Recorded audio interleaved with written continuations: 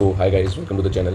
मेरा नाम है Raghav and I have cleared my CA foundation in January 26 attempt and I have scored 247 grade and in accounts I have scored exemption. I have scored exemption in 3 subjects. One is accounts, one is quantitative aptitude and one is economics. So पिछले दिन ही मैंने डाली थी video, उसमें मैंने अपनी certified copies जो थी मैं भूल गया था डालना पहले, तो मैंने सोचा अब डाल देते हैं सितंबर अटेम्प्ट वालों बच्चों के लिए अच्छा रहेगा कि कैसे प्रेजेंट करना है और एवरीथिंग. सो इसीलिए बिज़नेस लॉ का मैंने दिखा दिया था. उसमें बहुत चीज़ें थी ऐसी मेरे को जो गलत लगी थी, जो होता है. अब ये मुझे नहीं पता कि मेरी हैंड राइटिंग शायद बहुत गंदी है या नहीं, बट उसका ऑपोजिट ही है अकाउंट्स के अंदर. उसमें ऐसा नहीं करते कि बिल्कुल ही गलत चेकिंग करते हैं, अच्छी चेकिंग करते हैं. बट वही क्योंकि उन्होंने जितना करना होता है अपना क्या कहते हैं रिज़ल्ट को मेंटेन करना होता है, जो 12-13% है या 15% जो भी उनकी सप्लाई के हिसाब से होता है, तो उसके लिए वो उस तरीके की चेकिंग करते हैं, वो जायज़ है. So let's start the video और चेक करते हैं कि कैसे मैंने अपने पेपर को प्रेजेंट किया था और कितना किया था और कितना हो गया. क्योंकि 100 मार्क्स का पेपर अटैम्प्ट करना इट्स नेक्स्ट टू इम्पॉसिबल हो जाता है. कभी कभी लॉ का तो बिल्कुल ही हो जाता है और बहुत ही ज़्यादा प्रैक्टिस चाहिए. पहले आपको टाइम मैनेजमेंट बहुत अच्छा चाहिए, पहले आपको फुल एग्ज़ाम करना है. So let's begin. सो मैंने इस पेपर को शुरुआत से किया था 1A के साथ. सबसे पहले MCQs किए थे, उनके साथ में रीजंस लिखे थे.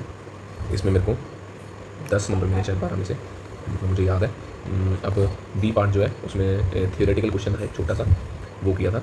उसके बाद 1C किया था, वो एक न्यूमेरिकल क्वेश्चन था जो शायद रेक्टिफिकेशन एंट्रीज़ के ऊपर था. तो मैंने इसको बड़े अच्छे से लिखा था. हर जो भी एडजस्टमेंट थी उसको एक अलग उसमें बना दिया था. तो समझ रहे ना आपकी, उसको एक अलग ब्रैकेट एरिया कर दिया था कि हाँ ये इस एडजस्टमेंट को रिप्रेजेंट कर रहा है. रफ वर्क भी किया था मैंने, तो उसके ऊपर लिख दिया थोड़ा सा. फिर मैंने 2A किया था.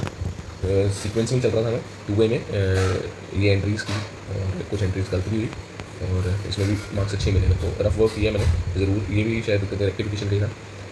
ठीक है, फिर ये पेजेस छूटे हैं. फिर आया 2B, उसके अंदर था डेप्रिसिएशन का क्वेश्चन. तो वो क्वेश्चन किया है, गलत भी हुआ है क्वेश्चन, कुछ गलत भी हुए हैं, पर वही स्टेप मार्किंग होती है, आपकी मेहनत बेकार नहीं जाती. ठीक है. उसके बाद 5A शुरू करके मैंने छोड़ा. 5A का पार्ट 2 किया मैंने. उसमें मैंने बिल्स रिसीवेबल वाले, बिल ऑफ एक्सचेंज वाले चैप्टर से था. इसमें भी मेरे को शायद 3 नंबर मिले और पेजेस बहुत छूट गए. फिर 5C किया था मैंने. मैं यही कोशिश कर रहा था अटैम्प्ट करने, जब मैं अटैम्प्ट कर रहा था पेपर, तो मेरे को ये दिमाग में था कि जो मेरे को आता है वो करूँगा मैं पहले, जिससे मैं अपने मैक्सिमाइज़ करूँ नंबर.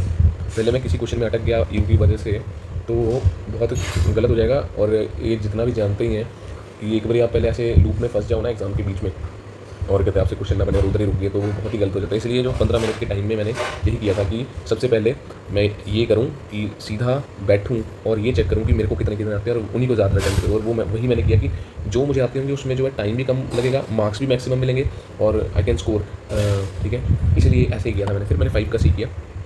इसका जो भी हुआ इतना ही हुआ जितना आया था. गलत भी हुआ है, बट वही है कि मेहनत जो है वो आपकी स्टेप मार्किंग में दिख जाता है, क्योंकि आपको नॉलेज है, वो पता लग जाता है इसी चीज़ों से. फिर 6 का A किया था. बड़े क्वेश्चन थे ये, 15-15 मार्क्स के, 10 मार्क्स के, वो किए अटेम्प्ट मैंने. वर्किंग नोट्स बहुत ज़रूरी है, वर्किंग नोट्स बनाना, हर चीज़ एक्सप्लेन करनी पड़ेगी आपको. फिर ये एक था और इस बारी आउट ऑफ द पैटर्न डाला हुआ था, ये इसको अलग लिखा है.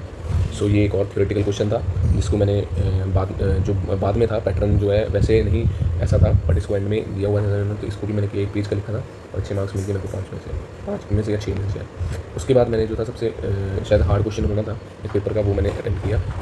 हार्ड भी क्या इन सेंस, बट टाइम लेना था, टाइम कंज्यूमिंग था, इसलिए मैंने इसको किया. इसको भी मैंने किया तो 12 में से 9 नंबर, माफ़ी 12 नंबर मिले, 15 में से 15 मार्क्स होगा और 12 मार्क्स मिले.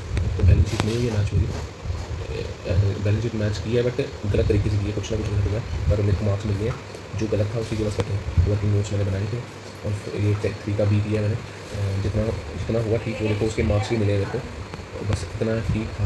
हाँ, इसमें मेरे पास टाइम नहीं बचा था, तो मैंने बस ये सोचा कि रिवैल्यूएशन अकाउंट बना दूँ, इसमें मेरे 3 मार्क्स तो सिक्योर हो जाए, और वही हुआ. एंड में किया था बिल्कुल जस्ट और हो गया. सो दिस वॉज ऑल, यही था. बस इसी चीज़ को ध्यान रखना कि टाइम मैनेजमेंट बहुत ज़रूरी है, पेपर पूरे नहीं हो पाते. मेरा खुद ही शायद 80 मार्क्स का मैंने अटैम्प्ट किया था और उसमें से 65 हो गए. और आप देखना अपने हिसाब से, बस मेहनत करो, वो हो जाएगा. और यही है जिसमें आप एग्जामिशन लेके अपने एग्रीगेट को बना सकते हो. ठीक है. और भी मैं बता दूंगा आपको. क्वान्टिटेटिव एप्टीट्यूड में मैंने 65 या 3 शायद 61 स्कोर किया और इको में 70 स्कोर किया. So this was all. और वीडियोज़ के लिए प्लीज़ सब्सक्राइब करना चैनल को. And yes, okay, bye.